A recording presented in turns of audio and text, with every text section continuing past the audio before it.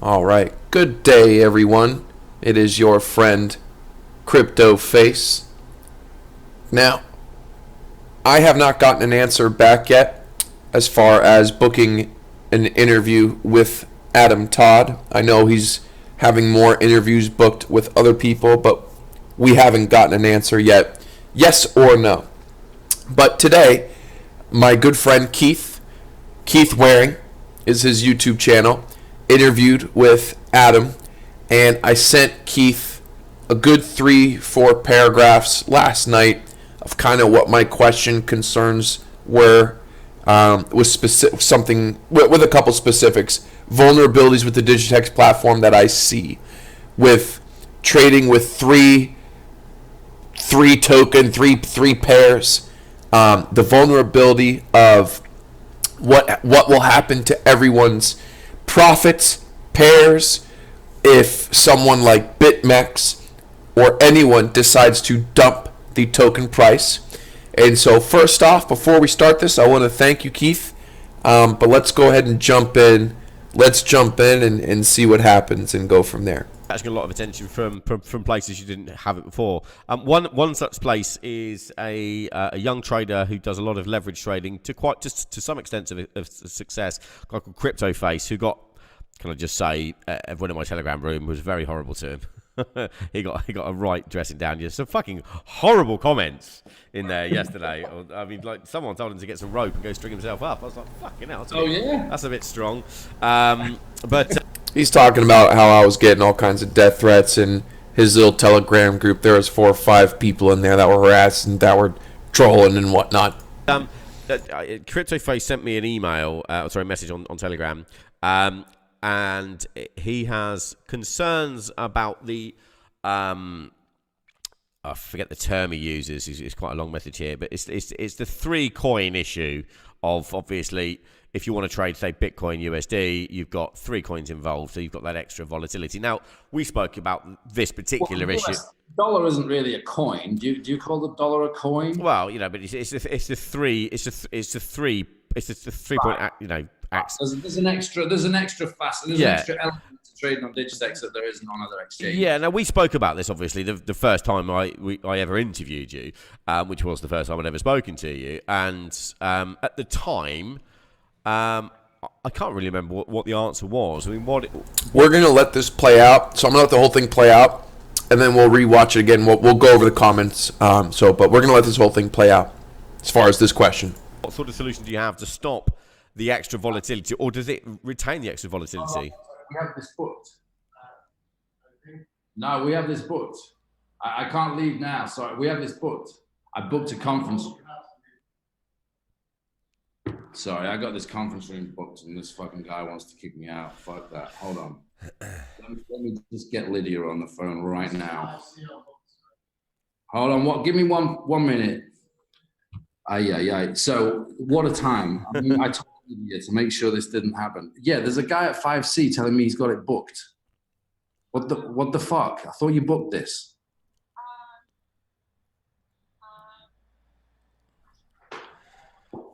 Right. Can you give me 5 minutes? Can you just give me 5 minutes? I have an interview from that. You fucking kidding me? You got about 3 minutes. When I put back up, I need this room. Yeah? I'm just punching in the fucking face, you fucking... That went well. That went well. Still live. Right, still alive. What a great... Right, there's a room next door. I'm going to try and get it. I'm going to try and keep you going while I do it. I'm tense. Wow. I'll just hum some elevator music. For those of you who don't know, it looks like he's renting office space. There's buildings and commercial real estate offices all around where you can rent times office times. Wow. So, right. He's off. All right, so I'm gonna try and do it so that this happens right when my question comes up, of course. Now, We don't need that. Right, the fucking room next door is empty. What a twat. What a fucking little twat. I mean, come on. Jesus Christ. It's not like you lose your temper, Adam. Oh, dear. So, right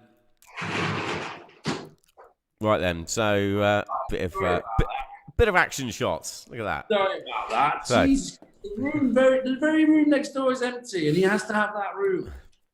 So, Right. anyway. Genius. So, so what...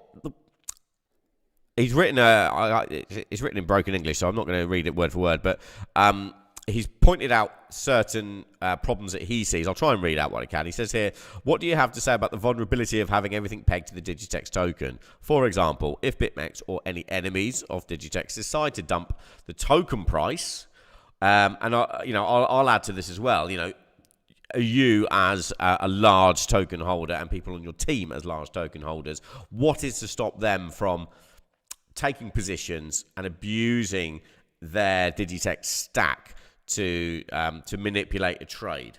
I mean, that would be traceable, right? I mean, you would be able to see that the team was doing that. So, I mean, yeah, technically we could do that, but... So real quick, my question wasn't if someone was from his team, it's outsiders, it's enemies if they dump the token price.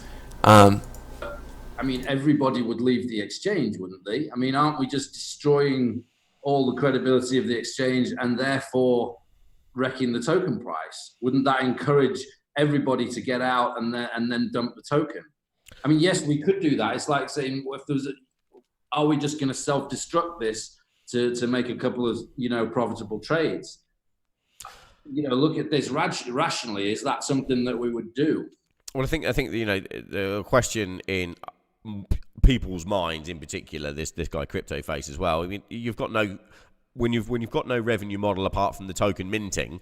Right. So why are we going to take actions that will obviously cause a lot of people to leave the exchange? No. But I mean, he didn't ask about you. I added in you lot. He's asking anyone that any large token holder, because it's a license to print money. I mean, for example, this chap Greg, he had 6 million tokens. He could have probably done quite a lot of damage with a volatile token to really influence a lot of trades. Is there anything? Is that something that's being worked on, or is that something that needs to be worked on? And I'm not trying to torpedo you here. I'm just it's a real thing.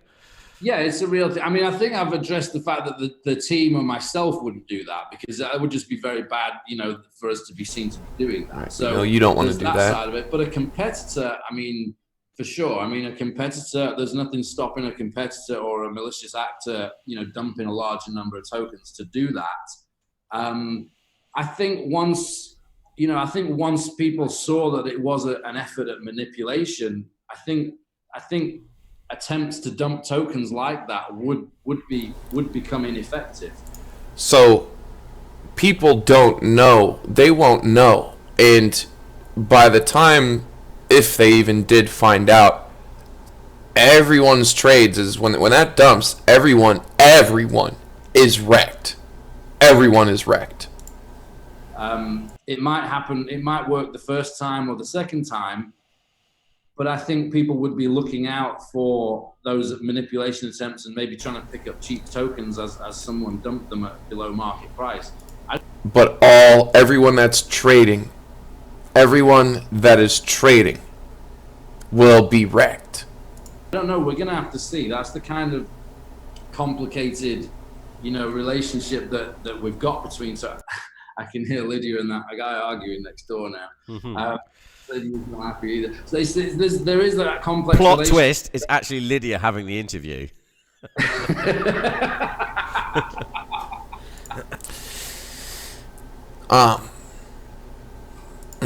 She's like, it is booked. Oh.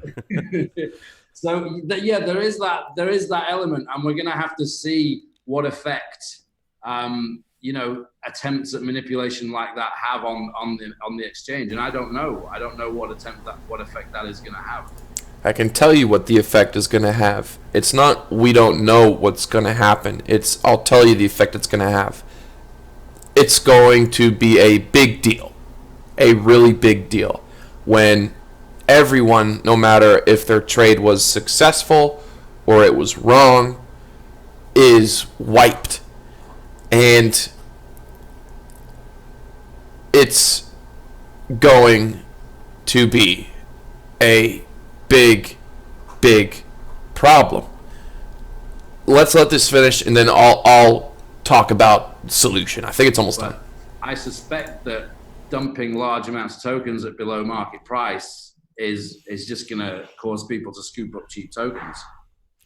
Yeah, so it's a speculator's dream, but a trader's nightmare on the Right. exchange. I mean, it is an extra element you have to consider, but it's an extra element that is there on the exchange. It's more fun. We're not dealing with institutions and professional traders most of the time. We're dealing with people that are, just there to not really to have fun, but that a lot of it is just the retail trading side, and this is just an extra element to your trading that makes it more interesting, more exciting. I don't know. I got into an argument. Okay, let me wind this back, and I'm being completely professional, but we need to rewind this back of what he's really saying. What he's saying is, well, it's just retail traders. It's not pro traders. It's not institutional market makers, which I told you guys wouldn't touch this type of exchange with the 10-foot pole. There's not going to be any serious market maker institutions that are adding liquidity to the books. There's not going to be any professional traders because it's not fun when you lose all of your money in a trade. Trust me, I know. I've lost plenty of times. It's not fun. Right. I mean, it is an extra element you have to consider, but it's an extra element that is there on the exchange. It's more fun. We're not dealing with institutions and professional traders most of the time. We're dealing with people that are, just there to not really to have fun, but that a lot of it is just the retail trading side, and this is just an extra element to your trading that makes it more interesting, more exciting. I don't know. I got into an argument with a guy the other day. He don't know.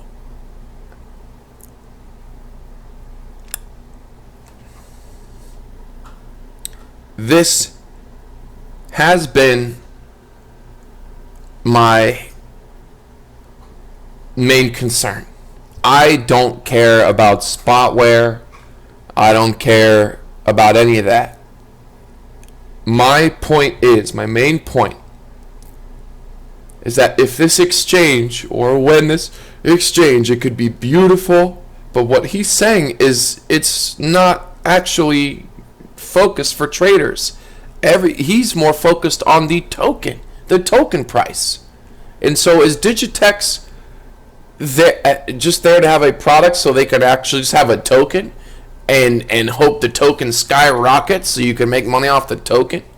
Or are we trying to build a serious exchange where pro traders and institutions can come in with zero fees or low fees? What he is saying, he said it himself. This is something fun for retail traders.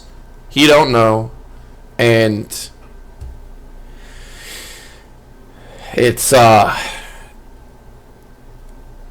kind of shocking. I don't even really know if Adam knows what he is saying right now and the severity of what he's saying. And so apparently Digitex is just the exchange is just for fun. Just for fun. Today, I was explaining in one of the Digitex chart analysis site, Telegram group. It was fucking hilarious, to be fair. I think that's pretty much pointing it. out, obviously, that I happen to know about certain things that are being done in terms of extra marketing that's happening. It's an extra element that is there on the exchange. It's more fun. We're not dealing with institutions and professional traders most of the time. We're dealing with people that Why are, not? This is why. Just there to not. Don't you? I thought you wanted to make an exchange, Adam, that was for professional traders. This is why I'm asking an interview with you, because you haven't had a full-time professional trader interview with you yet, and there are serious concerns for real professional traders. No market maker or pro trader is going to touch this exchange.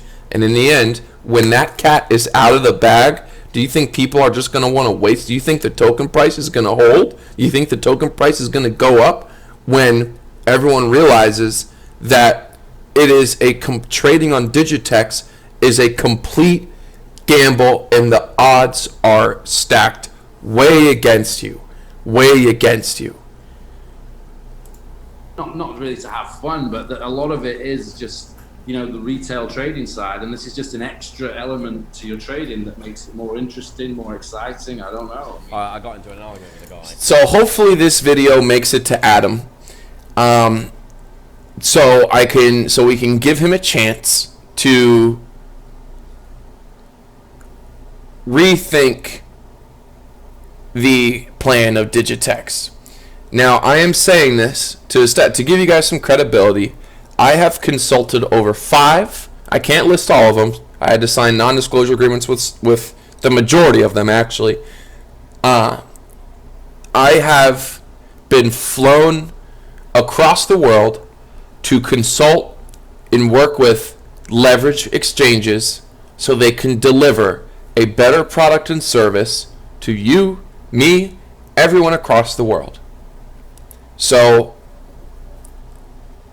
I am not just making this stuff up. This is common sense. Common sense.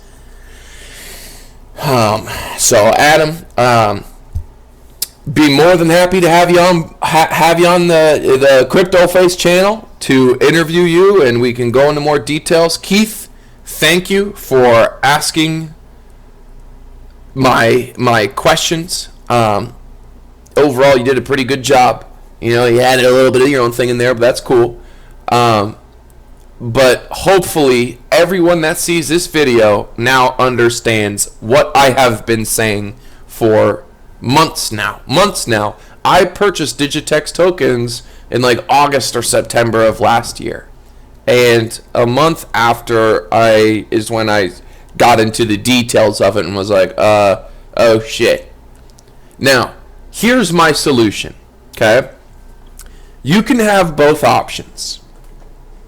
Where, similar to Binance, you can trade on their platform, but if you use their token, you get half the cost, right?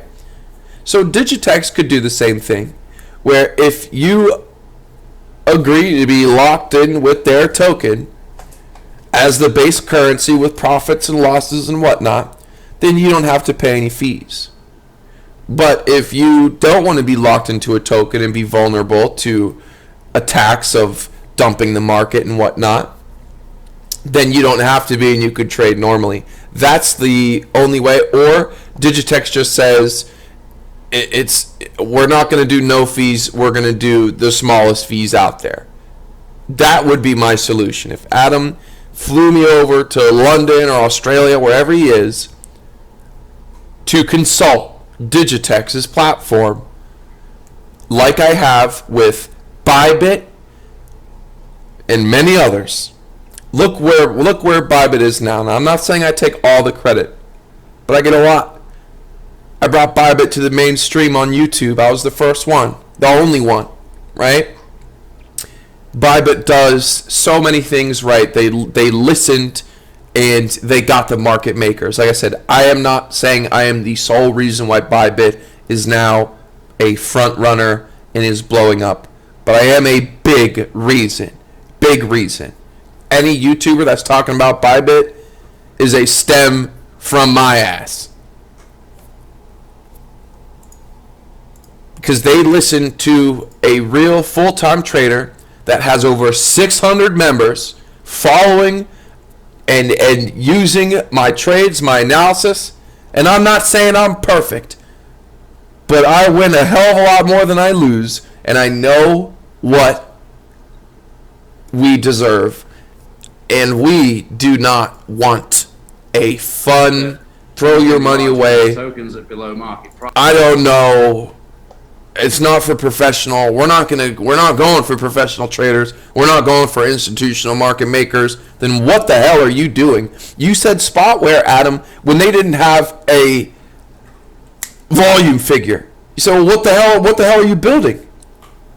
Well, Adam, if you're not going for professional traders and institutional market makers, what the hell are you building? My email is in the description. I've sent the birds through. I'm pretty sure that probably the whoever works under you is probably says don't interview CryptoFace. He's hating on you, but yeah, we there's some. I think you should, and I don't think. See, other people aren't picking up on what you just said. So let's come on. Let's talk about this for the better of everyone, or else everyone's Digitex won't make it. You'll have spent all this time, everyone's invested all this money, and when the cat is out of the bag, that's it. Done.